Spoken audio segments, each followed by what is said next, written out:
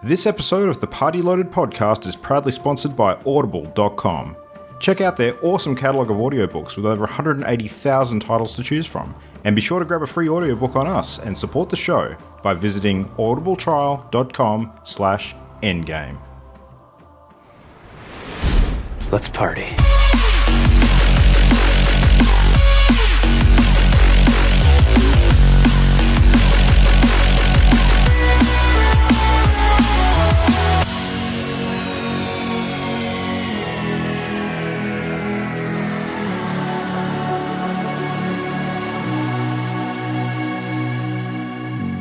It is Wednesday night, the 23rd of March 2016, and that of course means that it is Party Loaded time. My name is Luke Ritalik, and for this episode, number 18, I am joined by Ollie. How you doing? Hello. We have Imogen. I'm alright. Hello. And we have, well, Jam is likely dead at this point, so she won't be joining us Green tonight. poison. Not dead. No, she's dead. She's not here. She's dead. She's gone, Imogen. Move on. That dollar flu just put you down hard, so yeah. We'll be hiring a new replacement for her next week, so send your applications to Party Loaded. It's a Party Loaded show. No. In all seriousness, though, Jam has done some pretty hardcore gaming this week, and she may be paying the price now. I'm not quite sure, but she will be taking tonight off and hopefully joining us again next week when she gets over. Probably because she's finishing the season of Daredevil. Oh, I'm so sick. I have to watch Netflix. Well, I may actually completely understand if that's the case, given that I've just finished watching about 13 hours straight of it myself. But yeah, I don't know. I think she's almost finished it anyway. So Get better soon, well, Jam. today she definitely has. Oh, she's not even going to listen. I don't know why I'm going to say that. yeah. You suck, Jamie. Stop missing episodes. I'm just going to do a non-spoilery gush for a second. Daredevil season 2. Don't. Oh my god, so good. John Bernthal, best Punisher ever. That's all I'm going to say. Cool. So that's my little gush. I'm amazed you didn't spoil anything then. I'm actually Yeah, me well too. done, I was Luke. waiting. Gold star. Gold Yeah. star. You're learning. Not You're to. becoming a real person. Progress. Growing up. Oh, they grow up so fast. Oh, there's plenty of time this episode yet. Anyway, so yeah, you're both going to watch it, I take it, like in the Yes. near Yes. future. Cool. All right, we shall chat then. Probably not on the show because this show is about video games, not Daredevils and Punishers and Electras and all that sort of stuff. As good as it may be. And we've got a ton of video game related stuff to talk about tonight, some interesting news, and we've actually been playing some stuff that is not Tom Clancy's The Division, as well as playing lots of Tom Clancy's The Division. So, who should we kick it off with tonight? Let's go with Ollie. What have you been playing this week, mate? Tom Clancy's The Division. Also, if you suddenly hear the sound of what is like a roof tearing off, it is windy as shit over here. Right. So, fair warning now, if I do actually have to run outside for whatever reason, yeah, that's a thing. Nice. But yes, I've been Not playing in The Kansas Division. anymore, I'm now Dorothy. level 30. Yeah. So now I'm just getting all the we're doing all the end game stuff like challenge modes, the high level DZ, Dark Zone, sorry. DZ is for the in-game lingo. Yeah. You guys have And yeah, drunk that's the going really Kool-Aid fun. big time. Yeah. It's really good because we've got a really good group for it. So we've got like 6 or 7 of us. Imogen, you should come. So we have 8 people for the big 8-man raid. Negatory. But it's an MMO. You love that. You're not going to get me that way. I'll have to finish playing Secret World and then I'll buy The Division. How about that? You Oh, can't wow. finish She's got no MMOs. chance then. Okay. Yeah, no. All right. I've also played some Rocket League. And I'm getting to the point now where I'm enjoying it again, which is really nice. You're coming up the other side of the curve now. I am. I'm becoming competent in that we've got 3 really fucking good Rocket League players in our group, like ridiculously good. And when I'm actually now starting to score goals in their games. I'm like, yes, I'm contributing. I wonder if there's any stats available sort of online about Rocket League in general, like across the world, what the average number of points is per game or goals per game. Do you have any sort of visibility on those kinds of stats, or is that... Nah, I imagine that would be in their hub somewhere, but not that players can see, not to my knowledge, I should say. Boundless, someone on the internet will be like, excuse me, sir, actually, I think you'll find on this URL you can. But, yeah, fuck you is my response to that. There's probably a Rocket League subreddit somewhere with a whole bunch of stats. Oh, and yeah, info. I'm sure there is. And the fucking stat nerds will wank off over the median and modes. I'm really salty today. I apologize. Wow, I'm you going to really turn it down. are. Gosh, briny. Yeah. Yeah, that's your new word, briny. I'm trying to bring it back, people. Super salt. Stop Yep. trying to make fetch happen. It's not going to happen. All right. Oh, it's I'll so move on. sad you got that reference, Luke. Oh, nice. All right, well, rocketing around. I mean, we should probably just do a very, very quick wrap for Jam, even though she's not here. So she did play a bunch of Division as well. And congratulations to her. She actually has completed hunting down every collectible in the game. So she Yeah, that's nuts. very, very proudly posted a picture to our Amazing. chat the other night with 100% across the board. So golf clap. Very good. Yep. And she played some stuff with That's you as just well. astounding. Didn't Not she? surprised. Yeah. Yeah, we Imogen, you played some stuff together, didn't you? What went on you during your week? Oh, we had fun. So I managed to crowbar Jamie out of the Division through guilt and, oh, you guys playing Division? Like, oh, I'm just going to do something by myself, I guess. And we played a little bit of our game of the month. Won't talk about gameplay, but Jam and I playing games is just the best. We always have the most fun, and turns out that the controls in that game are hella hard, and so hilariousness ensued. But that was fun. So can you say at That the was- very least whether you liked it or not? I like it. I think we need to try and set up, I don't know, we have to get planets to align, and, it has to be an odd day on a certain year for us all to be available at the same Maybe time to division play the servers game. to be down. Yeah, the division servers need to be down. Yeah. Basically, Ollie was online. He's like, no, I'm playing the division. Well, no, because I would have had to download the whole game, and by the time I would have done that, you guys would have been done. So I was like, well, I'm not even going to bother. I dead Just set was sounded ready like to play excuses to Helldivers me. with you guys the other night, but unfortunately, family, husbandly duties got in the way, and I was He had to start thwarted. watching Daredevil, is Yeah. what he's saying. Well, we all that's hopped what on. We're like, ready to go. And Ollie's like, no, I haven't downloaded the game yet, so I won't play it. And Luke's like, yeah, so I'll see you guys later. And I was like, oh, God damn it. We Nice. just can't do it. It's really hard, guys. Our life is hard. Oh, all them first Anyway. world problems. Yeah, first world problem. So the small amount of time online with you guys, I fit in some time with Helldivers in between study.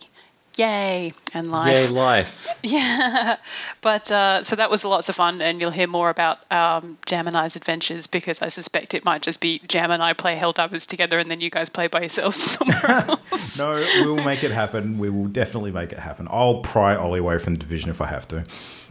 Yeah, Somehow. I don't know how that works. The game has me in the funnies.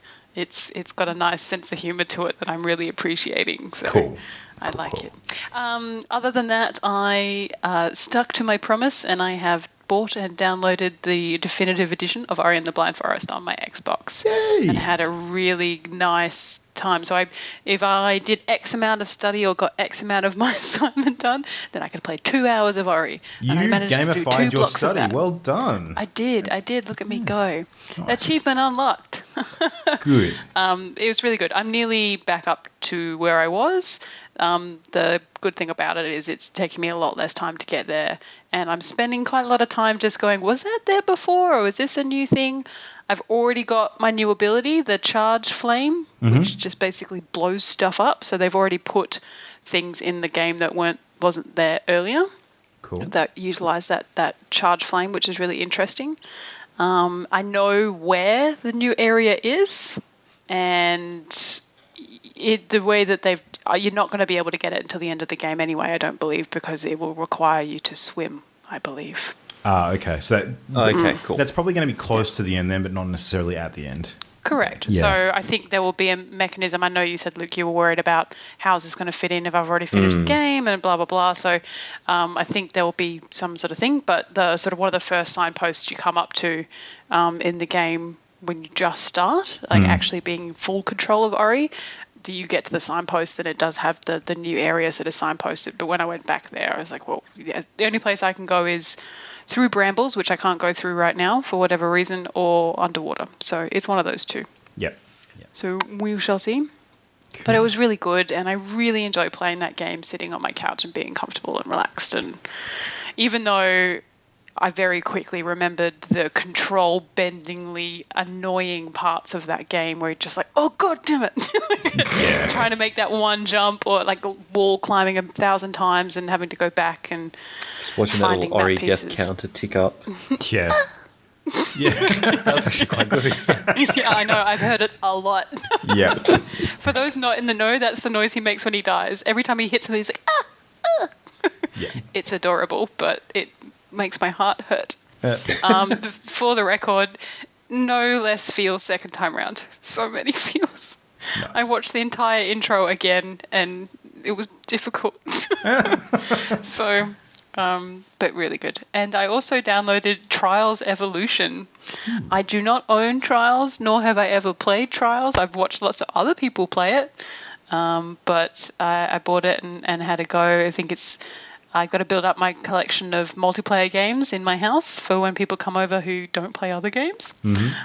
And yeah, it was fun. So I had a little go of that. So very late to the table in that regard, but ready for when people come over next. So Trials Evolution, is that a motorbike racing game? That's the one where it's you sort of do there's like flips and whatever else. I bought it mostly for the multiplayer version of it, which is basically a scrolling screen. So when you die, you respawn at a point.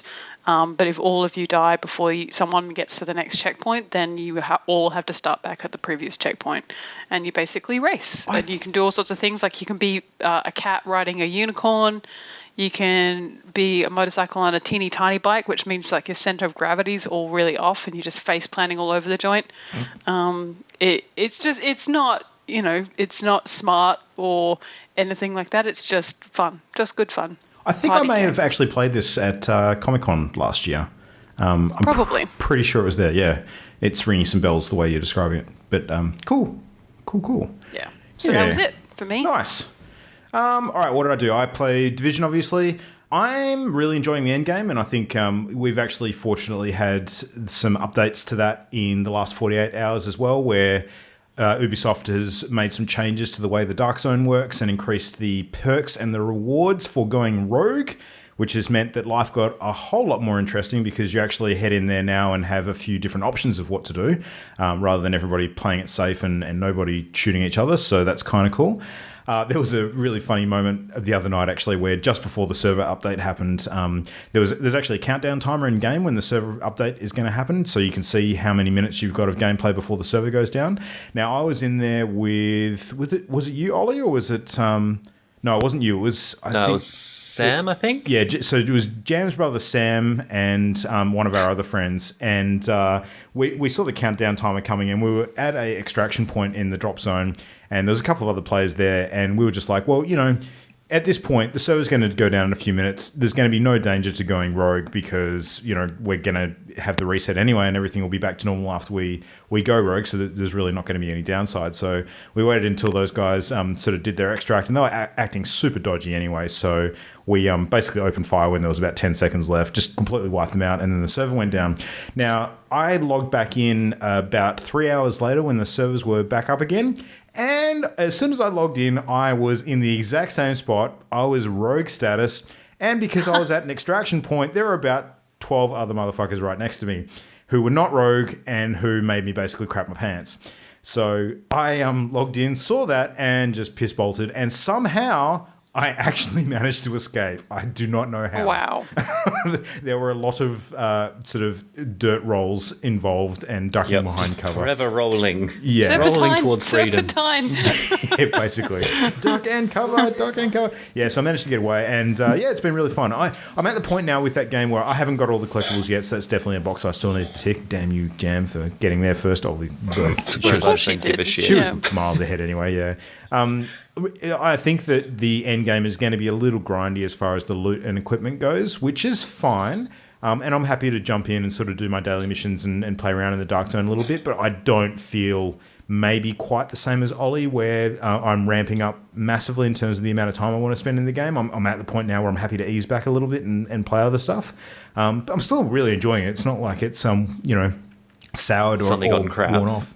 Yeah. I'm just at that point now where I'm, seeking balance and want to get into playing some other games again. So that's probably good news for you, Imogen. Yeah. Yay! So on that note, I've played a couple of different things this week. I actually fired up a game that I bought some months ago, I think during the Steam summer sales, which is a little platformer that had a lot of positive press around it last year called Axiom Verge. Have you guys heard of this game? Have you seen anything on it? I've heard about it, but I've not seen a lot about it. All right, so Axiom Verge is basically touted as being, Super Metroid as hell. It's like that, the Metroidvania style platformer, a lot of sci-fi sort of overtures, very shooty, lots of upgrades, all that sort of stuff. Now, I have only played a couple of hours of it, and I am finding that it is very, very Super Metroid, even down to the way that a lot of the environment sort of responds to your guns, the way that the doors, all the different level areas look. It's virtually the same as the blast doors in the Metroid games. Not 100%. There's very, very similar themes in the way the doors are sort of blocked with different things that need different gun types to open them. That sort of stuff's all very similar. But it's fun. It's not quite as graphically polished as Super Metroid. The gameplay is very smooth, though, and I'm enjoying that quite a bit. The story is weird as hell. Basically, it revolves around you being some kind of scientist guy, and there's some sort of explosion or incident in the lab that you're working in, and the building that you're in collapses. And then basically the game starts with you being under all of the rubble, and for some reason it's changed into this giant, sprawling, sort of sci-fi style complex that you have to fight your way out of, and there's a lot of robots and weird creatures and stuff sort of burrowing your way. I'm not quite sure how this is all going to work sort of narrative-wise, and I think I'm only scratching the surface at the moment. It's going to develop a fair bit, but there's some sort of overarching presence that seems to be guiding the creatures that you're fighting. I think it's some sort of maybe AI that's hidden in the background that you might encounter later. I'm not quite sure. I'm only guessing at this point. But yeah, game's fun. There's a bunch of different mechanics compared to Super Metroid, so that you don't have the morph ball, for instance. Instead, you've got things like a drill gun, so you can sort of fire that into blocks and burrow your way through. And there's exploding rounds that allow you to hit switches and things that are outside of your normal reach. And mechanics are good. So enjoying that so far. Sounds good. Yeah, I don't know how long the game's going to be. I don't think it's going to be super long. I might be able to finish it this week and maybe report back and have a bit more info on it next week. We'll see how I go. And the other one that I played this week was actually jumping into a bit of World of Warcraft. Now, there was a very good reason why this happens. I'm interested to hear as to why. Yeah. Oh, wait, I know why. Yeah, I bet you do. So what, you want to take a guess? It's because you were trying to level a character just before 20, so when the Hearthstone thing comes out, you get the special edition, whatever the hell. Ding, ding, ding, ding, ding. Yeah, exactly right. So so predictable. Oh my gosh. We talked about this last week. So there's a new Hearthstone character portrait that's available for Liadrin, the paladin. And that's actually gone live already. So if you level a character in World of Warcraft to level 20, then basically that activates on your account and you can open that up in Hearthstone. Now, I actually wasn't going to bother initially because I thought, I don't really want to play a character from scratch to level 20. That's a bunch of hours that I don't really feel like investing. Does it have to be from scratch to 20? Is that the deal? The trigger is at 20. So you can't have a character that's beyond that and activated, and you can't have a character that sort of starts at level 1 and gets one of those level boosts that automatically puts you at 90. They sell with the most recent expansion. You actually have to transition past the 20 point for the trigger to happen. Pretty sure I have a 19 or an 18 on there. Now, that's funny because that's what my thought was exactly as well. I don't have a bunch of alts on World of Warcraft because I haven't played nearly as much as you have. I thought I had 3 or 4 characters total, and I was pretty certain that they were all, massively high levels compared to that. But I actually hopped on just out of interest, and I thought, surely there's one that I started and I forgot about. And lo and behold, there was. So there was actually a rogue, an undead rogue on a US server for some reason I'd started ages ago, which was sitting at level 15. And I thought, well, that's actually not too bad. I can probably level that straight through to 20, ding that, get the upgrade. So jumped on and played a little bit of WoW the other night. And got to say, I remember why I stopped playing this character because I really don't like rogues in this game. No, I agree with you. Rogues in WoW are difficult. You have to be twitchy. Ollie would be great. Yeah, possibly. Yeah, they have a weird synergy that I cannot be bothered investing the time into sort of mastering. I prefer a lot more of the more straightforward characters, or the ones that have something else interesting to do, like the the shamans having their totems that you can summon, or the hunters having their pets and that kind of thing. The road just doesn't do it for me. But I mean, I'll grind through 5 levels. The lazy classes. Yeah, exactly. So yeah, it's been kind of fun. Visiting areas that I hadn't been in for a long time was kind of interesting, and I was actually going through Sylvanas, Lady Sylvanas's area, which I love her so much. The Undercity, if I recall correctly. Yep. Well, now she is. Yep. Yeah. So that was pretty cool seeing all that again. So yeah, a little bit of nostalgia there during the week. Yeah. I also got my own little reminder of World of Warcraft this week when I got a notification from PayPal saying that I had yet again paid for another World of Warcraft month without suspending my subscription. Oh, God dear. damn it. That is hilarious. Yeah, well, I didn't actually need to sub to play my character because you can play free up to level 20. So, that was convenient. Ooh. Yeah.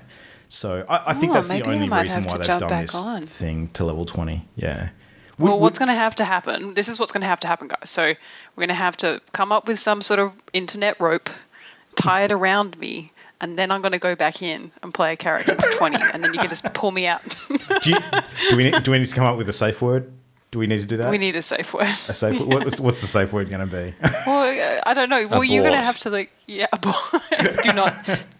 do not wow. Do not wow. But yeah, if you don't see me for a while, and I'm in a couple of months taking a break from study, then we maybe know why, and maybe someone needs to figure out where I live and come and rescue me. And send a party in. Yep, we'll send a division unit in. That's how this is going to work. the blending of the worlds. Yeah. Oh no. All right, well, this is sounding a little creepy. Let's move on to some slightly less creepy news involving some reality of the virtual kind. So, big stuff happening this last week. GDC has been on, which is the Game Developers Conference. Now, this event is mostly a developers event. There's not traditionally a whole bunch of press there, but given that any situation where there's a whole bunch of developers and companies in one place together, some things do get announced, and therefore there's always an appetite for some press to sort of get involved. And as it happens, there was a very, very big VR theme at this year's event too, which meant that it was even more interesting for peeps like us who are interested in that kind of thing. So, and probably the biggest bit of news that came out of it was that Sony PlayStation has confirmed the release window and price for PlayStation VR. And it's at this point that I would like to say, I totally freaking called it. Thank you very much. It's a fluke. No. Such a fluke. It's in your name. Yeah, that's right. All right, so has anyone got the pricing in front of them? What did it come in at with everything combined? We had $400 roonies. Yep. So now Sony VR is an interesting one. It's a bit different to the Morpheus, not the Morpheus, the Oculus Rift and the Vive, in that the controllers don't come with it, because the Sony PlayStation DualShock 4 actually has like a built-in motion sensor in it, so you don't really need new controllers. But you do have the PlayStation Move controllers, which look like they're going to work with some of the future VR titles. So it might be one of those situations where they're not compulsory for all games, but they could be like an extra that you can use on stuff if you choose to. Not entirely sure how that's going to work. But you also need the PlayStation camera, which is one of those accessories that basically everybody who owns a PlayStation forgot existed until this point. So I have one. Oh, you actually have one. Interesting. I have one. Well, if you have a Move, you need the camera. But don't you have... Not for the 4. Not for the 4. Oh, okay. Is it a different camera for the 4, or is it a 3 I don't camera? know. I don't know. I'm assuming it's the same. It's just a peripheral. So I'm assuming it will do the same thing. Okay. Well, that's interesting. Yeah, so, I mean, it basically means that we've got this interesting situation now where the 3 big players have basically shown their hand.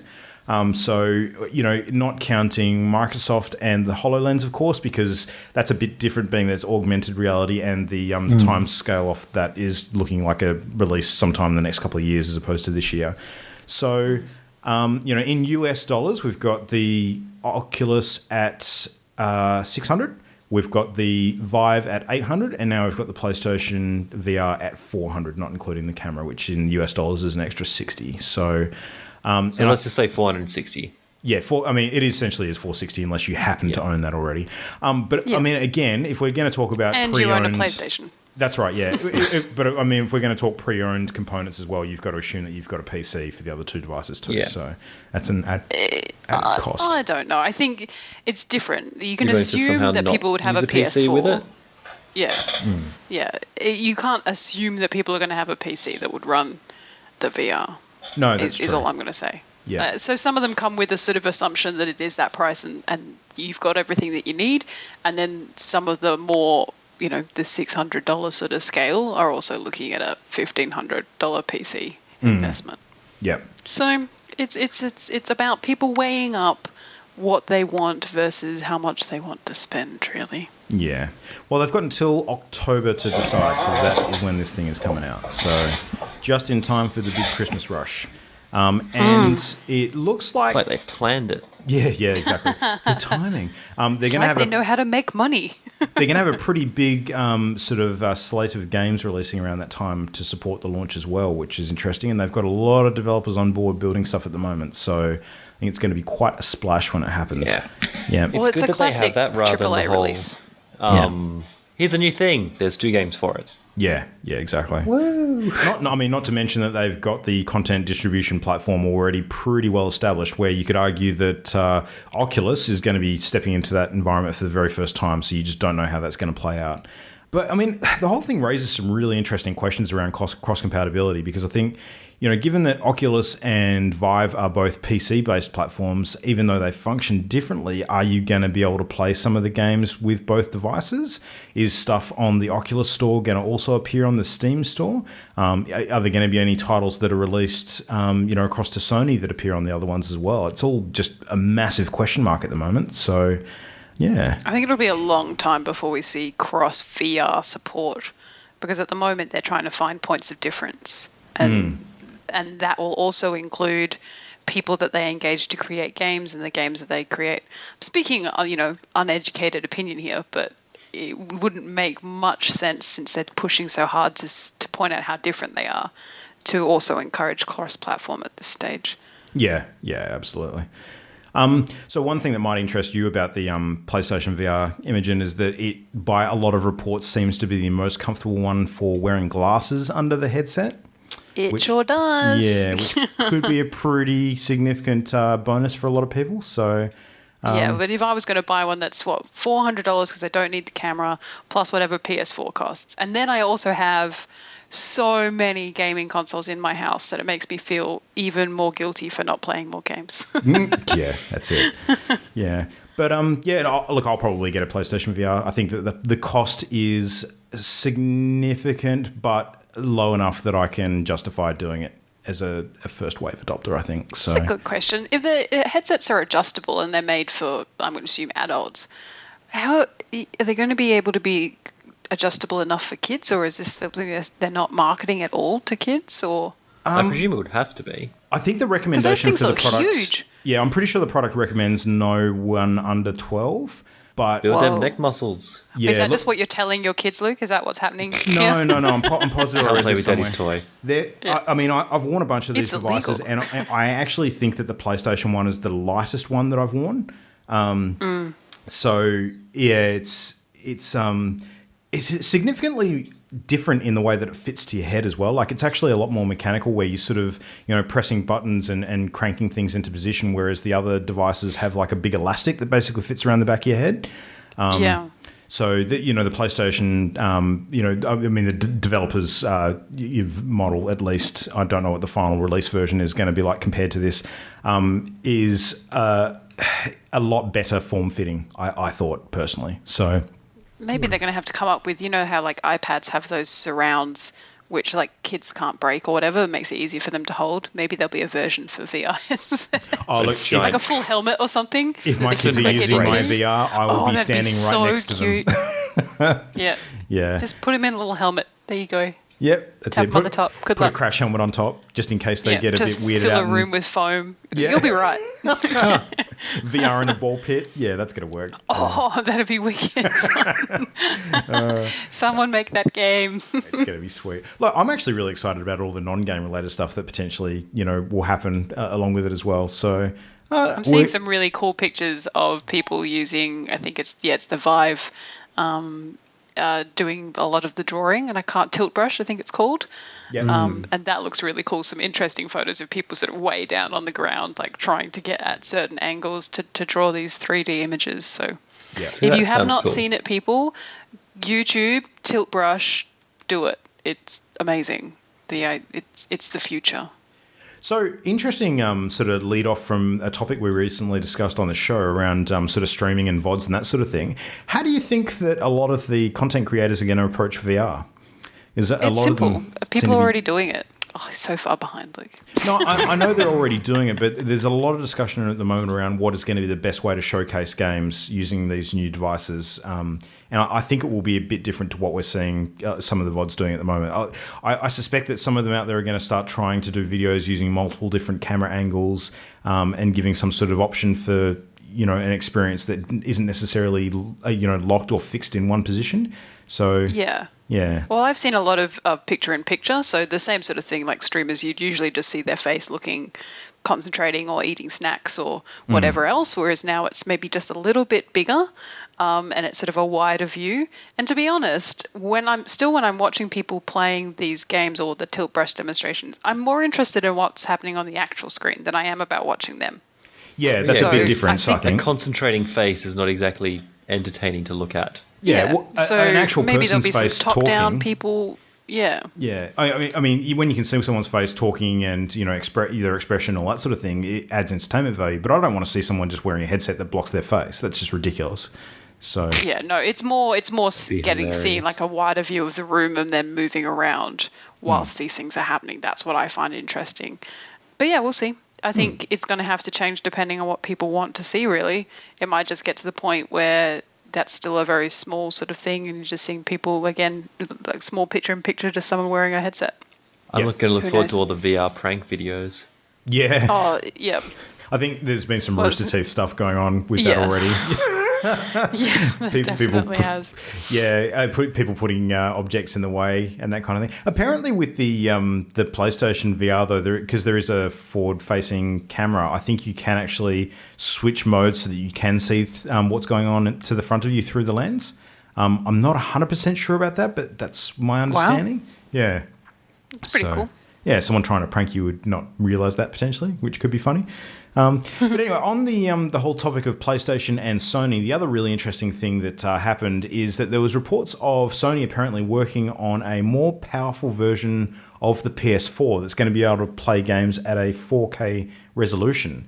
So like a PS 4.5, if you like.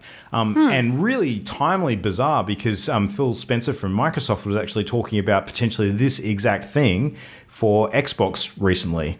And it got a lot of tongues wagging about, what's the impact of, a mid-console generation, if that is what we could call it. So what are your thoughts on this? I think it has to happen. I think the way that everything's progressing, it moves so fast. It's scary because what used to be great about consoles is you got a console and then that was it. The only thing that was ever been upgraded has been the size of the hard drives on them, which hasn't necessarily always been a massive issue.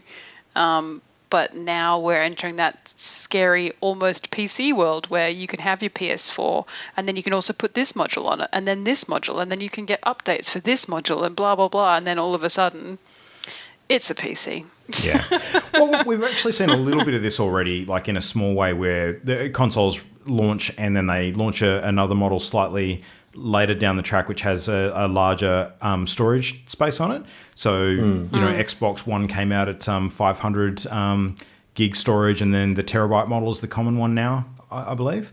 But judging by previous console generations, usually what happens is there's an aesthetic change as opposed to like a strict hardware upgrade. Like the PS3 and the Xbox 360 both sort of came out with a slimline version, sort of mid-console generation, as opposed to being like a strict upgrade in terms of how powerful it was.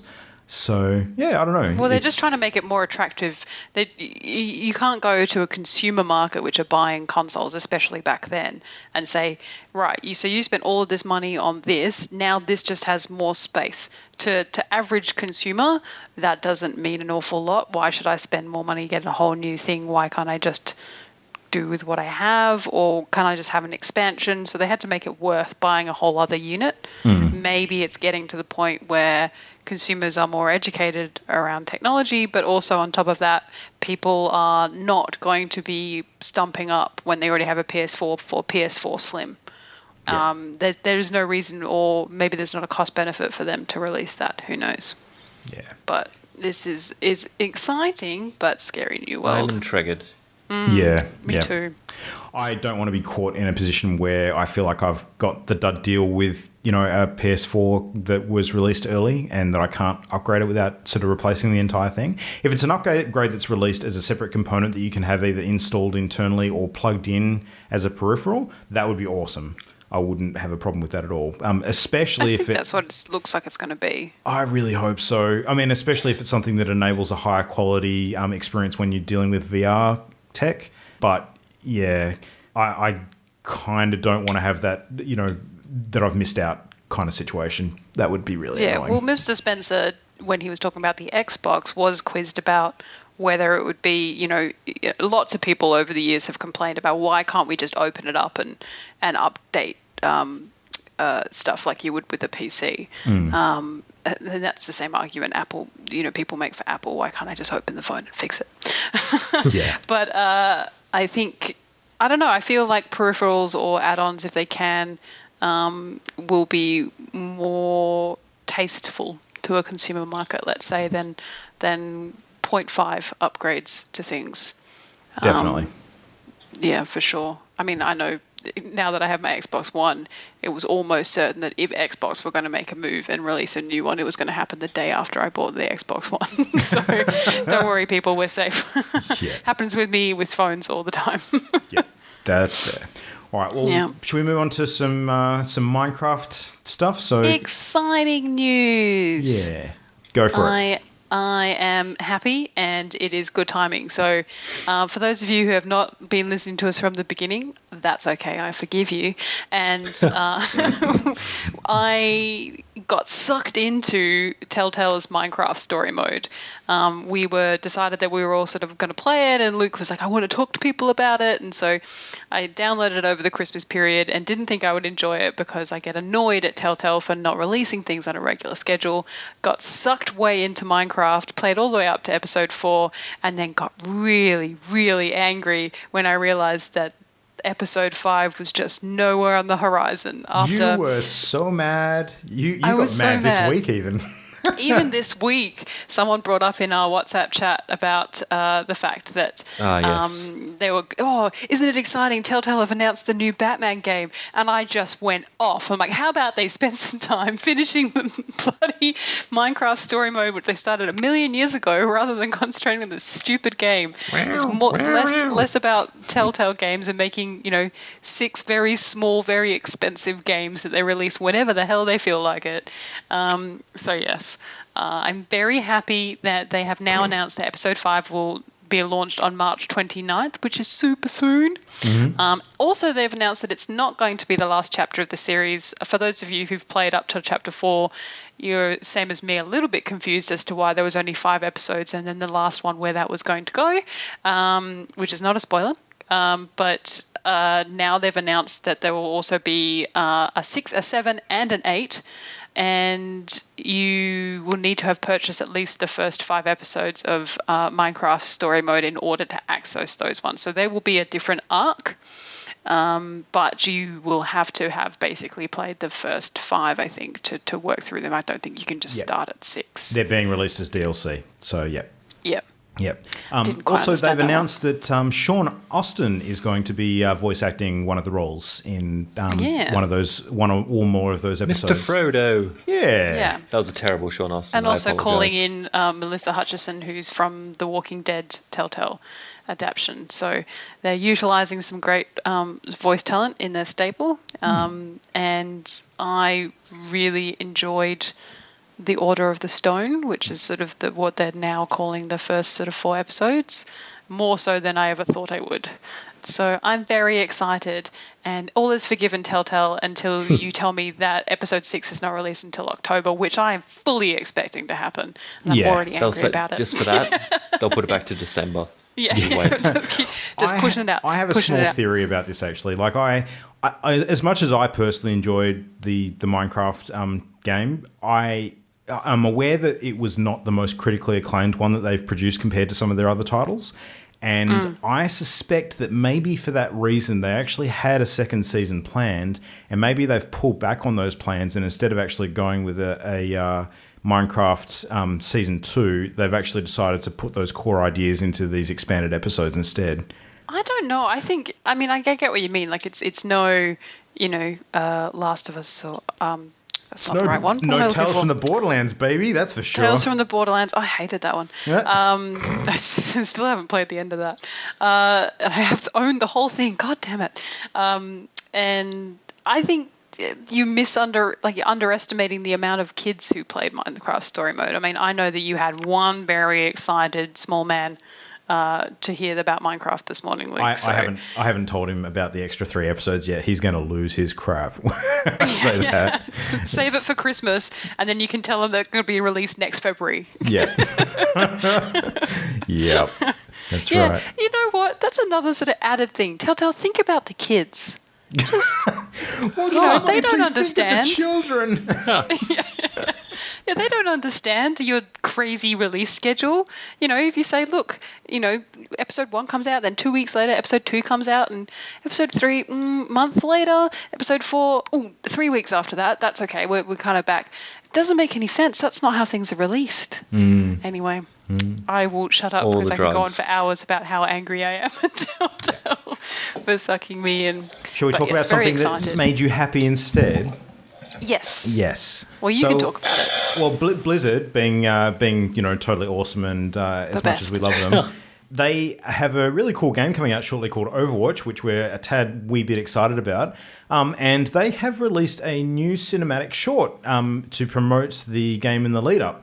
And this is the second such animated sort of mini feature that they've done for Overwatch. The first one being what they released at BlizzCon in 2014, I'm going to say. Which was very cool. Yeah, which is really, really sweet, sort of introducing the world and the characters and that sort of thing. Very, very Pixar-esque is the aesthetic that they've gone for. And the new short that they've just released is one of 4 that's going to be coming out.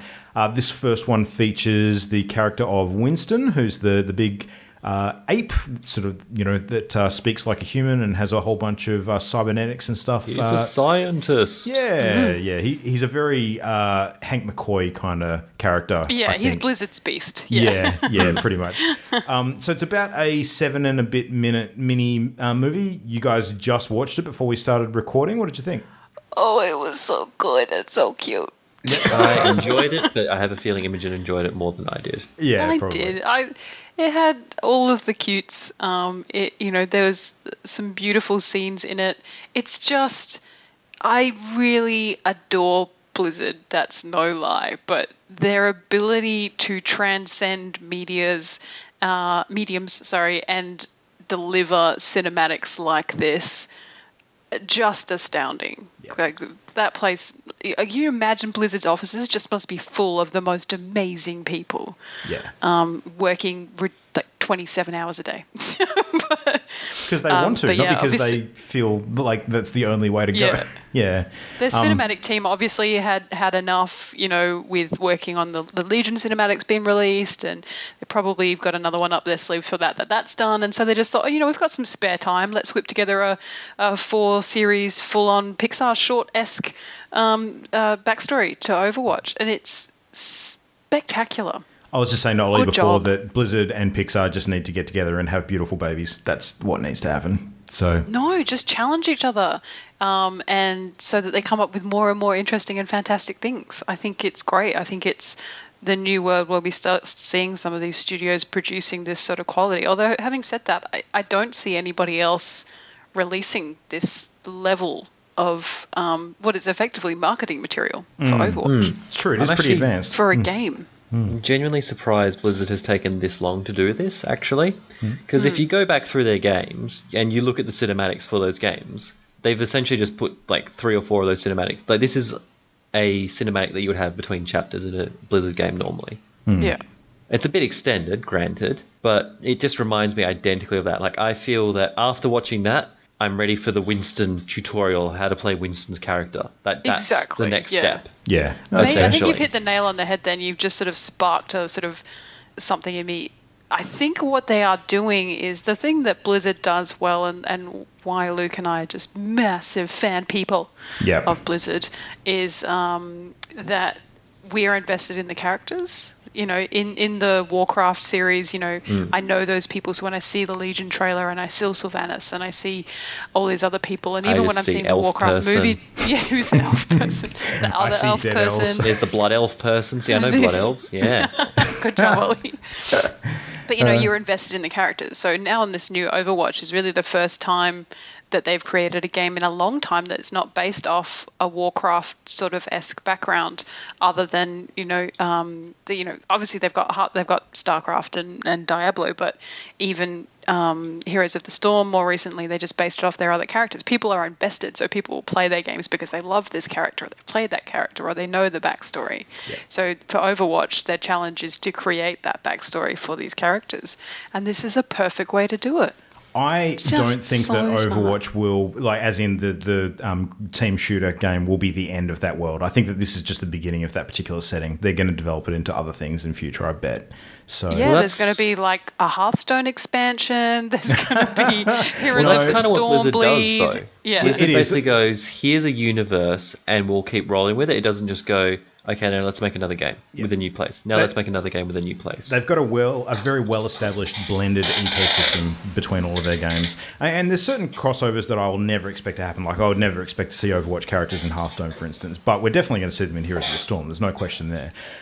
In fact, there was a leak earlier in the week where there was a bit of information that someone data mined about the Tracer character that apparently is going to hit Heroes of the Storm soon, which I'd expect will coincide, not too long after the Overwatch release or even beforehand. And some really interesting. I think it'll come out with an animated short. Possibly. Yeah, they could link the two. I would be super surprised if Tracer does not get her an animated short. She's the poster girl for the fucking game. She is my favorite character so far by a mile. I think she is potentially annoying as hell, but there's something about her that I just really freaking love. So, but yeah, you'll be interested in this, Imogen. Apparently, one of the things that she's going to do in Heroes of the Storm is she'll actually have access to her ultimate ability from the beginning and augment it as she levels up during the game. So something a bit different. Game changer. I wonder if the information that they've data mined then will speak to other characters. Not that I'm ever going to get to play that game again until you guys get bored of The Division, but we can do it. Yeah, sure. Did you see the little Easter eggs in the Winston short as well, like the game of Hearthstone going on the monitor as he was there? I saw that and immediately thought of you, Luke. Yeah, there was some cool stuff. They're a studio full of people who love what they do. They are not afraid to make fun of themselves. They're just great. Yep. I'm so in love. So in love. All right, break it up. We got one more thing. Safe word. One more thing to talk about. Yeah, that's right. Safe word. Speaking of games that we love, we also have just discovered that apparently there is a sequel to our favourite sort of party game, Drawful, and the Jackbox Party Pack number 3 is coming out this year. So good. Yeah. Making so much monies. Yep. They are so much fun, but the fact that Drawful is going to be available separately is a way to sort of, because it is a little bit more on the expensive side, I think, as a pack. I think so. I mean, if I didn't love Jackbox stuff in general, I'd happily buy Drawful on its own. I think it's definitely worthwhile. So yeah. So I will probably pick up Drawful by itself because I do not own Jackbox because so many of you guys own Jackbox. There's no need for me to own that game.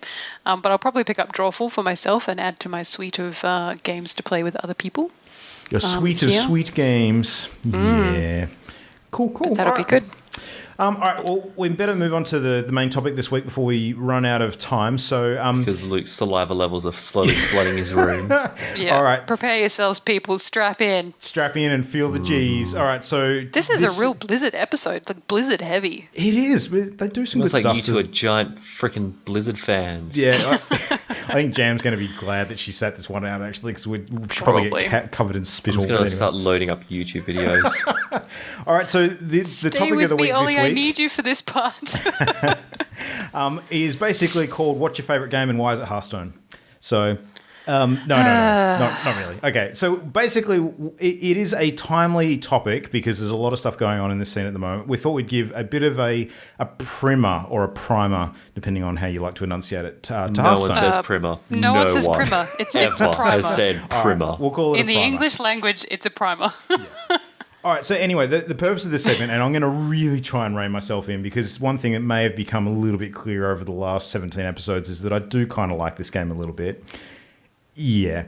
I'll just hang You up have the a phone problem. call. I'll just be like, if you see like Ollie has disconnected, then you've gone too far. There you go.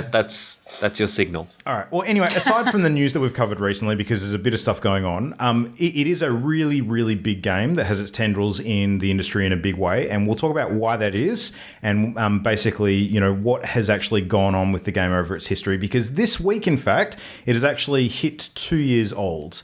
So for a game that's only been out for 2 years, it has done a fair bit of remarkable stuff. And I think it's worth acknowledging that and talking about, you know, basically how it has become as big as it has. So we'll start with a very, very brief overview. So Hearthstone is a digital card game. So if you've never encountered it before or played it before, a lot of nerds like us are probably familiar with the world's largest collectible card game in paper form, which is Magic the Gathering.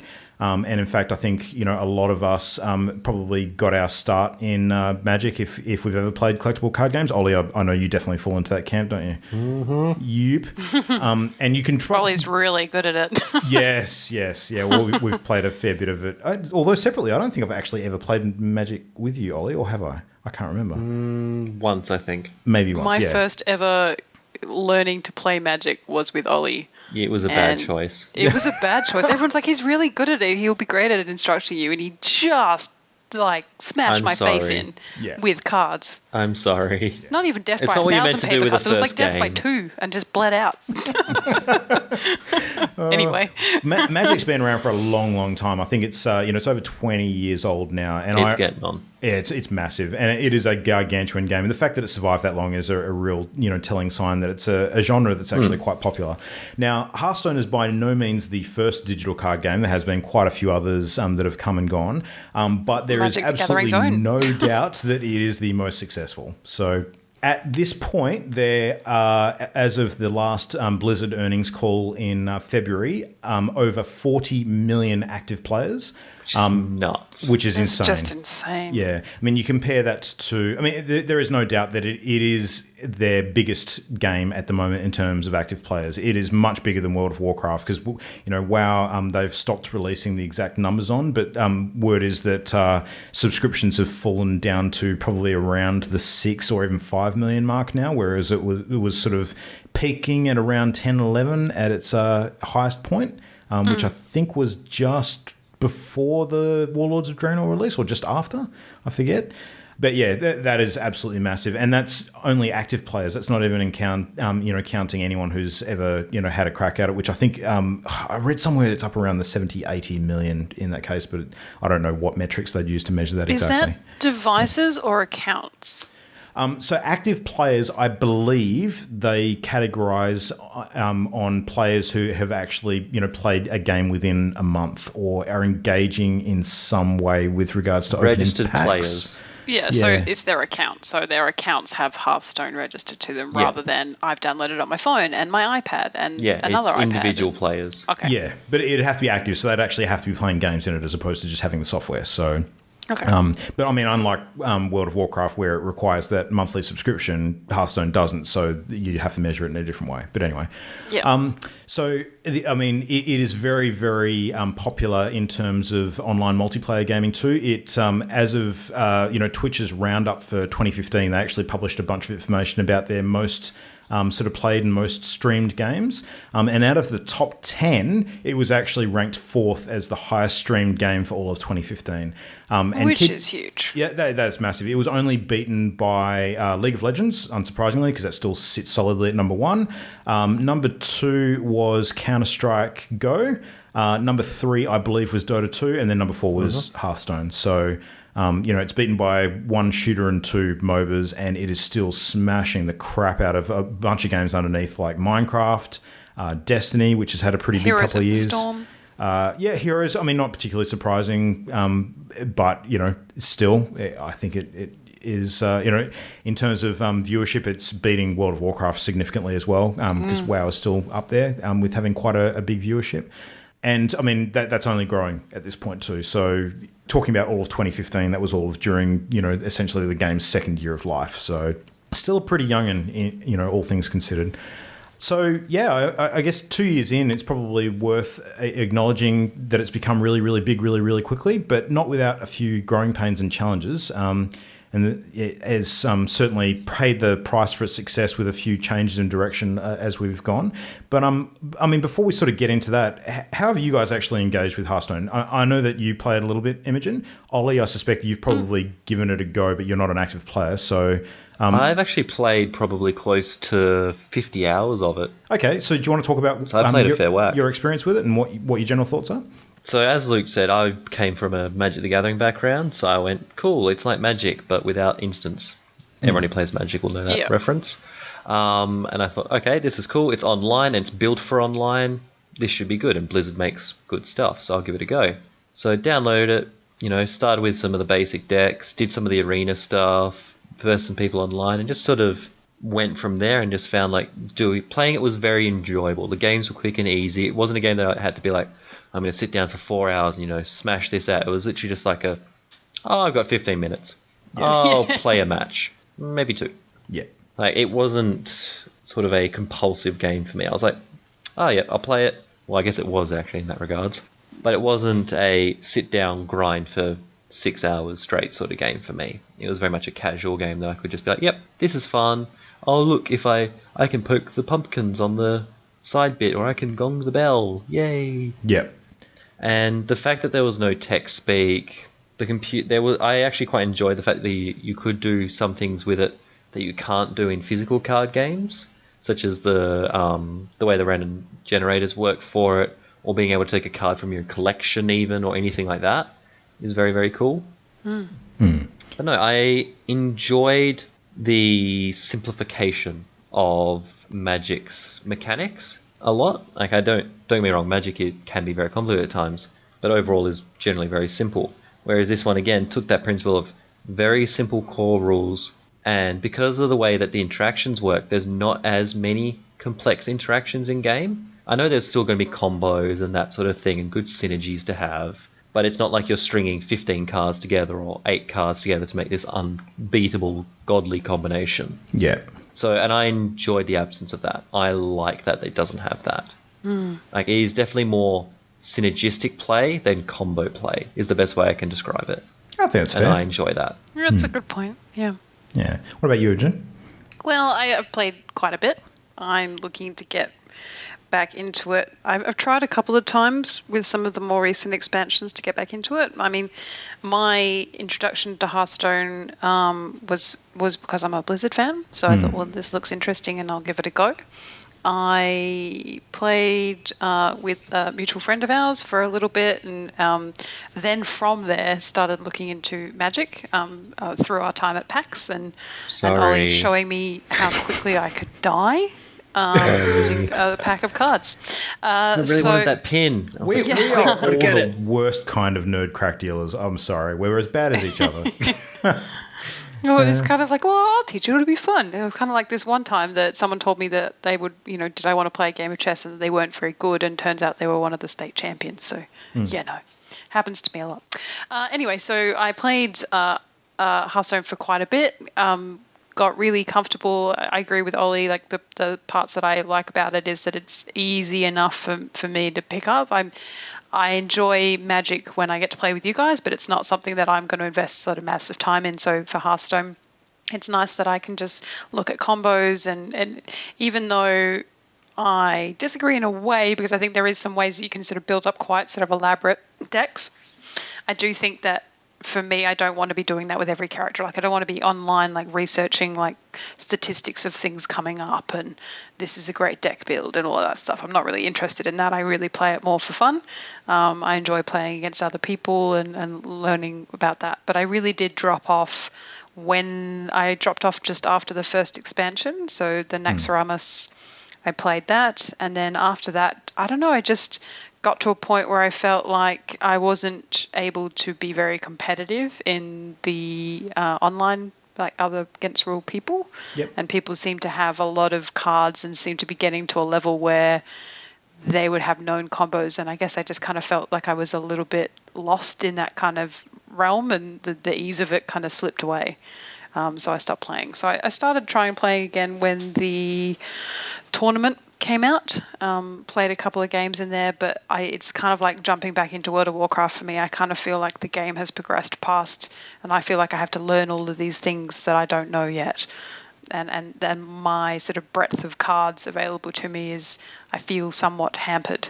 I feel like at this stage to catch up, I'd need to spend money or spend a lot of time, which, you know, is just an equation that in lieu of other games is not winning. But I'm looking forward to the new expansion, and I'll probably give it a go. But I'm worried that it's not accessible for me anymore. You're probably a really good representation of some of the growing pains it's had in the last couple of years, actually. Because I don't think you would be alone in that at all. You know, as the card base increases and, you know, the player base does as well, you know, players get more competitive, and there is a certain amount of keeping up that you feel compelled to do. And if you don't, then, you know, the gap widens. So, yeah. I think that's any card game ever. That is very true, yeah.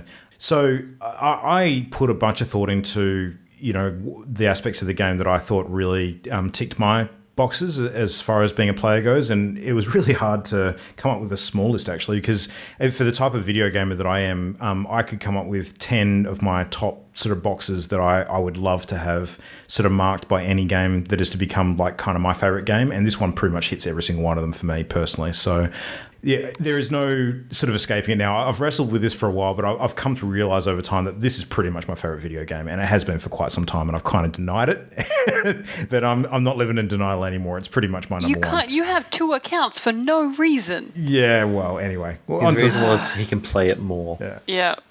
The reason why I like it so much, and given that I was a fairly, you know, heavy Magic player for a while, although I eased back off on it because it was a significantly costly game, the way that I like to involve myself with it. I mean, the best bits are, I think that first and foremost, it's a challenging game. I don't like playing things that are too easy. I like there to be like a bit of payoff for effort, like reward for effort. And Hearthstone is definitely a challenging game. There are random elements, but it is very skill intensive, that random element stuff aside. I don't think there's any getting away from that. And particularly when you look at the Hearthstone esports scene, you know, and you see the same names coming up all the time, you know that, you know, the thing with games with random elements is there's a lot of positioning to put the random elements in your favor before the randomness actually gets rolled, if you like. So, you know, it is definitely like that. One of the reasons why I play it so much is because it is really accessible. So one of the benefits of Hearthstone is the fact that it is a multi-platform game. It came out on PC first. I started playing on my iPad, actually. But when they released it on mobile devices, and when the version that they released on mobile devices was, you know, pretty much as good as the iPad version, I was hooked. Like, I can literally play this game for a couple of hours a day without it really disrupting my normal routine, because I commute to work every day, so I get a good half an hour, you know, on public transport, on a train, where I can basically just sit there and bash out a few games. And that fits my lifestyle perfectly. So I can get a bunch of gaming in, and I really, really enjoy it without putting a whole bunch of effort in to find time for it. So that's really handy. It's not to say that I don't play it on PC, because I do. I really enjoy the comfort of being able to play it on my phone. It's definitely slightly easier to control on a PC for all the obvious reasons, you know, bigger screen, more intuitive controls, that sort of thing. But that's not to say that it's, you know, it suffers greatly by being on mobile devices. I don't think it does at all. Some people may disagree with me, but yeah. The gameplay in general, I find, is really, really smooth. So the way that it operates is not clunky at all. And especially when you compare it to, say, like Magic the Gathering actually has an online version of their game too, which I don't know if you've played that before, Ollie, but I find that clunky as hell. I've played it. Yep. Yeah. It's really it's sort of, it's a type of game that when I play it, I go, oh, it would just be less effort for me to pull out my cards and invite somebody over and wait for them to come and then play the game. Yeah. And I mean, one of the reasons for that is because Magic is a game that was designed in physical form and then sort of adapted for online play. It still baffles me how terrible it is. Yeah, but it's a really, it's a game that sort of suffers under its own weight of existence with how detailed and complex it is. And it's very difficult to port something like that over to a digital format, whereas Hearthstone was designed for digital in the first place. So it makes best use of that platform and to the certain extent where it would be really hard to replicate it in card form because of the way that it's been built. A lot of the damage tracking and random elements and things that are generated by the game work perfectly in digital. And, a really good example of where they'd struggle to do this in physical form is there are some cards in the game that actually spin out a random sort of card, like summon a random minion, for instance. And that minion could literally be one of anything that currently exists in the game, not just from your collection, but from every card that exists in the game. Now, you can only really do that digitally unless you own the entire collection and you had it on hand when you're playing a physical game with someone. So, yeah, which is insane. No one would ever do that. So, yeah, and the graphics are great. I mean, as far as the aesthetic goes, anyone who's a fan of Blizzard or, World of Warcraft in general especially is going to find that it appeals to them because it's all of that kind of artwork. There's a lot of different artists involved, some pretty notable ones too. Even Mike Krahulik from Penny Arcade's done the artwork for a few of the cards and some really, really cool ones. So... There's even Leroy Jenkins. That's right. Leroy Jenkins is awesome. Yeah. Yeah. No, it's really, really fun. And not to mention that all of the cards actually have versions of them which are called the golden versions. They're like gold bordered cards, which actually change the graphics to be animated. Now, it's only basic animation with usually, a few sort of, mist effects or, a bit of hair blowing in the wind. Yeah, exactly. Like blood dripping, bright lights flashing, eyes glowing, that kind of thing. But it still looks really, really good. And and the animations that the cards make too. Like some of the really unique, powerful cards have stylized animations when they hit the board, and there are some great ones. Like my personal favorite is ETC, so the Elder Tauren Chieftain, which is originally based on a World of Warcraft tribute band. When you play that card in game, it's literally like the opening of a rock concert. There's like, spotties that flash down onto the playmat. You hear a guitar riff, basically arcing up, and then he drops down and just, cranks out some beats. It's really, really cool. So my favorite, is the Core Beast. He's my favorite. Yeah. That growl and the way he lands on that field, so good. Yeah, it's a lot of fun. Leroy's is pretty good too. So when he charges out, he does the big Leroy thing. So that's really cool. Yeah, and the multiplayer aspect of the game is really, really good too. I mean, the matchmaking's great. I've never really had to wait long to get a match against someone, and that's when I'm playing, casual or competitive. The ranked play pits you against equal skill players pretty easily, and the way that they rank you against players, I think, is pretty intuitive. You very rarely get matched against someone who is far below or far above your skill level. It can happen, but not particularly often. And playing against friends is really easy too. So if you've got people on your BattleNet sort of client list that you can hook up and play a game of Hearthstone with, it connects very, very easily, which is great. You can even casually stalk them. Yeah, exactly. Whilst they play. Yeah. So, and the game is built around casual or competitive play too. Like you can play casual games that are just, a bit fun, wacky, really easily. I mean, they've got a whole format built around it called Tavern Brawl. So, Tavern I do Brawl. like that. Yeah, it's great. They have like a unique version of the game, which is available on a weekly basis, and they change up the rules each week. And it's lots of different wacky sort of setups where one week you might have, a deck that you literally build as the game progresses, or you might have a week where basically it's like a boss battle and you take on the role of one of the bosses, of Warcraft that are being played out in Hearthstone, and you have different mechanics around that. My favourite ones are the ones where they create their decks for you, so I can just go in there. Yeah. I will stress at this point that I think probably when it comes to Hearthstone, I'm more of they put me on the lazy casual side of Hearthstone. Yeah. Filthy casual when it comes to Hearthstone. So if I go in there and someone builds me a deck and I have to learn how to work with that, I much prefer that over having to, be a statistician and design my own deck that's going to be the best. Yeah, Tavern Brawl definitely your sort of thing then. I mean, even more so too, because when you win your first Tavern Brawl game every single week, you get a free card pack too. So if you're a new player and you don't actually have to use your own collection, and you get a deck built for you, and on top of that, you can actually win a pack for your efforts for nothing. That's pretty cool. So Worth it. yeah, Yeah, exactly. totally worth it. Maybe that's what I need to do. Maybe just once a week I need to start sort of like a prescription. Once a week, take your Hearthstone pill. Yeah, just check out the Brawl. Yeah, exactly. Yeah. You have some really easy ones, and then occasionally you might have to bash out 10 games before you get your win. But, it's still fun. The fact that it's different every week is a bigger feel. I mean, the fact that it's an established franchise with all of the World of Warcraft stuff, I think is a big draw too. So, if you've got favourite characters in that game and you want to see them in card form, with the voice acting and that kind of thing, yeah, it's pretty sweet. And the humour carries over as well. There's some pretty funny stuff in the game. Some of the audio effects and some of the flavor text on the cards when you go through your collection browser, definitely have some humor in it, which is good. So, but probably the thing that I like the most about it is the progression and the collectability of the game is really, really intuitive. So, there is actually a lot to do in there. I don't find myself ever getting bored by it because there's always new cards to get. There's always new challenges to overcome. I mean, and that's not even counting for the ranked play. Like, you can actually play on the ranked ladder and go up from rank 25 to rank 1 in Legend. And that's a really, really lofty sort of thing to aspire to, because reaching Legend is not easy.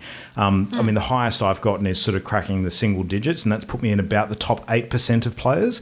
But I haven't really gotten any further than that. And I could put a bunch of time in and do it, but I just love the fact that it is there to aspire to. I feel like I haven't sort of achieved everything I want to achieve with the game yet, because there's still a lot of challenges to overcome. The one that I'm working on at the moment, which is actually a lot of fun, is you can play with one of your different characters in ranked play, and when you have 500 wins, you actually unlock a gold sort of portrait version of your character, which is a bit of a sort of status thing. It's just a cosmetic upgrade. But it's something that I can sort of, unlock and be pretty proud of, because it's actually a significant achievement in the game. So yeah, when you go into the playing against other people and they've got a golden character portrait, you're like, oh, crap. Yeah, exactly. I'm going to die. That's exactly right. It is a bit of a show and tell what you've achieved kind of thing. Just like there's actually a special card back that you unlock if you ever manage to go Legend, and whenever you play against someone with that card back, you're just like, crap. So I succeed. Sort of I concede. I succeed. Exactly. I wish. Yeah. But that's exactly it. It feels great when you beat them. It feels really, really good. Yeah. I've not had the pleasure. Yeah. I mean, so that's all the good stuff. And if you're into esports, of course, Hearthstone has a massive esports scene, and it's only getting bigger. So, I mean, just last year at BlizzCon, Blizzard were giving away $100,000 to the winner of the BlizzCon tournament. And they followed that up with big plans for Hearthstone esports in 2016, with a lot of scheduled events in each different region. And, they've got it set up with sort of seasonal finals in each region too, with big cash prizes up for grabs, and all that. It's $1 million for the final one at BlizzCon, I think. Exactly. Over $1 million, 1.2. Massive, yeah. And I mean, that's only the final. That's not even accounting for all the money throughout the year too, which is quite a bit. Yeah. All added up. And to actually compete in that, you can, earn points through different sanctioned events, or you can actually earn points by playing on the ladder and achieving like a high-ranked Legend finish as well. So it's fairly accessible, given that it's a digital card game. You can play online, so you don't need to physically go to locations to play, unlike Magic, where you actually need to attend big events to be able to sort of compete at that level. And I think compared to a lot of other esports too, where you look at teams of players that, spend virtually their entire lives just honing their fine precision dexterity skills to, be able to, play Twitch shooters and MOBAs and that sort of thing with the most precise kind of game control possible. Hearthstone isn't about that. It's about the strategy. It's about the mental sort of side of things, the strategy of the game and the tactics that you employ. When you're playing, you can take your time to make decisions a little bit more. So I think it probably seems like a bit more attainable, a bit more open to people who maybe aren't ever going to reach the point of competing in other serious esports. I mean, that's not to say that it's still not competitive, because it definitely is, and you need to be really, really good to sort of crack into that scene. But I think it's probably more relatable, I guess, is kind of what I'm saying. So, you can kind of look at, you know, a high profile game of Hearthstone going on say Twitch or something like that, and follow along and go, oh yeah, you know, I could make those decisions if I, you know, was clever enough. Some eldritch code. Exactly. Yeah, exactly. Which is good. So I guess the big thing that's about to change with Hearthstone, and that's kind of why this is a timely topic, you know, aside from the 2-year anniversary, is that with the game getting a lot more competitive, the expansion that is about to launch in the next sort of month-ish, Whispers of the Old Gods, is also going to see a big change in formats with Hearthstone, where they're going to split it into wild and standard formats. And this is probably going to be the answer to, you know, situations with people like yourself, Imogen, who are finding that you're sort of getting left behind with the card bloat that's coming with the game, because they're going to sort of set up a format where, you know, you have a fixed rotation where players can't get sort of left behind too far, because you're always going to be within that sort of 2-year cycle in terms of what cards are out. So yeah, it's a good time to sort of jump in and check it out for the first time, or to sort of come back as a previous player too, because it's going to be a little bit more accessible with the cards that are currently in rotation if you're going to play standard. So, and of course, Magic has done a very similar thing, and it's worked for them for the same reasons too. And a good way to keep the scene fresh too. So we're not going to see the same old decks sort of dominating all the time year after year. It's going to be always changing, because the card sets are always changing as well, which is cool. So. But yeah, it's a good way to address one of the growing pains. It's one of those games that, you know, it struggles to sort of handle both sides of the fence with keeping experienced players engaged with, you know, new and challenging expansions and more cards and all that sort of stuff, and keeping it competitive, versus the approach for new players where you want to keep it as simple as humanly possible. How do you satisfy both sides of the coin? It's really, really tough. And I mean, one of the things with any kind of card game like this, and we've seen it with just about every game we've played. I mean, Ollie, you and I have seen it with Netrunner as well, which is another game that we're quite fond of. At the end of the day, when you're releasing expansions for a game, there's always going to be a certain amount of power creep, because you have to make flashier, cooler, more powerful cards in order to get people to actually get packs of those cards. Otherwise, they're going to be like, oh, this isn't as good as the stuff that came before. Why do I care? Yeah. Basically. So you got to keep it in check as much as possible, but you can't ignore the fact that it's going to happen. But the set rotation will be a good way to address that, and they can kind of change the way that cards synergize, as opposed to making things just strictly more powerful as they go on, which is cool. The new player sort of support's been increased a little bit recently too, with the new deck recipes function too, so you can hop in and have the game client actually create some suggested decks for you if you're a new player. And there's lots of ways to sort of get free packs as you're coming into the game as well. I mean, Tavern Brawl's a good example. You can sort of buff out your collection a little bit by just competing in brawls each week. The new expansion we mentioned last week, you're actually going to have 3 free packs given to you for that as well, even if you don't buy a single one yourself. And it's a game you can definitely play without spending a whole bunch of money on. It takes a bit longer to sort of, you know, get to that point where you're competitive. You can spend money if you want to. You don't have to. Me sort of creating that second account was almost a bit of an experiment of, you know, how tough is it when I don't spend any money on it, and how much effort does it take to actually get to a point where I'm playing games in a reasonably competitive way? If you'd just given us that reasoning when we asked you why you'd create a second account, that would have made sense. I agree. I feel like you've engineered this to make yourself feel not like a crazy person. No, well, at the end of the day, he's a crazy person. That's not why I did it initially, but it kind of turned into a good fact-finding mission as I went on. So it was kind of like a benefit. So I got to do the new I've got to try that new deck recipe thing and give it a go. I do need something else to do while you guys are playing Division, so yeah.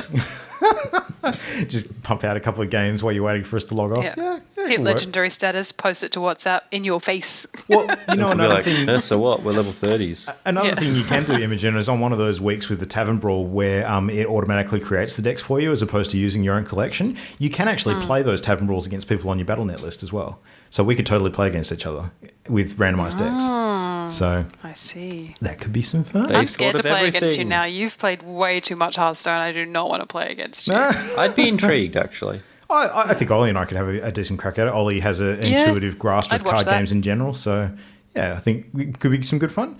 I mean, it's definitely hop online and watch that for sure. Yeah. So just bring your iPad, bring your phone, and we can have a game. We could stream it. Yeah, you guys. Totally. Well, I got to tell you, I learned Get all a little Twitch money. I learned a little magic trick today, which I think is going to result in a video creation at some point in the near future. I learnt today how to open the Hearthstone client and make $80 disappear. So Bad tip. And the money was gone. exactly, yeah. So I pre-ordered the new expansion, and I'm going to have a bunch of packs to crack open when it releases. So I might actually video that. $80. Yes. How much is the expansion supposed to be? Break this down for me. You can pre-order. I mean, this is Australian dollars. We get slightly screwed with the Australia tax conversion, but it was $80 to pre-order the expansion, which gives you 50 packs, which is a little bit more. Normally, you get 40 for that amount. $80. Are you kidding me? Yeah. No, How much let were the him other finish. Let him expansions? finish. Is there anything besides the 50 packs? Sorry. You get a card back as well, but it's basically just for the packs. So, yeah. But Okay. this is why I don't generally spend money on the game unless there's a specific reason. Like I'll spend it on packs for an expansion so that I can get stuck in straight away. You definitely don't need to. Like what a lot of people do is they actually gather gold in the lead up to an expansion and then they just spend it on a bunch of packs when it releases. All right. The reason why I did it is because I spend enough time in this game where I basically consider the amount of hours that I'm going to get out of this expansion, and I think that it's a worthwhile spend for me. That's what I was about to bring up. I was about to ask, how much money have you spent on this game versus how many hours have you played of this game? Yeah, the dollar per hour. Yeah. Argument. I'm Okay. definitely in the win there. I've gone hundreds and hundreds of hours. There's no Yeah, doubt. then worth it. Yeah. Easily. So is it $80 for everybody and you just get 50 packs, or is there like a cheaper option? What's the deal? There are some ways to get cheaper packs if you want to spend money on it. In the US, I believe you can actually get discounts at the Amazon store to get sort of pack bundles there. But if in you're not Austra- worried about packs, if you just want the expansion. Well, the expansion is packs. That's essentially how it comes packaged. Oh, Yeah. I'm with you. Okay, It's that makes more literally like sense Magic now. the Gathering now in Yeah. that regards. So for Okay. those playing at home who aren't familiar with the way that Hearthstone sort of works in terms of what's available, generally when new cards are released, they come either as an expansion, which is like basically there's a new set available which you get packs for, and you can spend money on those packs, or you can unlock them in game by winning games in the arena or spending in-game generated gold, which is the currency of the game you get from winning games. And it's usually 100 gold for a pack, which is quite reasonable. It's fairly easy to generate gold. You can usually get about 40 to 60 or more gold every day through completing a daily quest, which is, it racks up pretty quickly. And that's generally how I get my packs. Like I'll either get them from, weekly tavern brawls or just getting gold in game. I very, very rarely spend actual money on Hearthstone. I keep it for special occasions like this, essentially. So, just consistent play, gets you heaps of packs at the end of the day. You don't need to worry too much. You actually get cards given to you for other things too. Like you can open up bonus cards for, finishing at a decent rank during the rank play season, which is a monthly thing.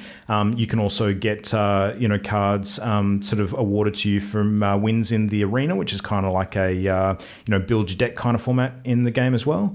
There's lots of ways to do it. So, yeah. I feel like you're trying to convince Ollie and I to play the game. Like we're really not that interested. Oh, You're no, just no. coming up with all of these reasons. But it's great. But you can also do this. Oh, and it's great. He's not trying to convince us. He's trying to convince our entire audience.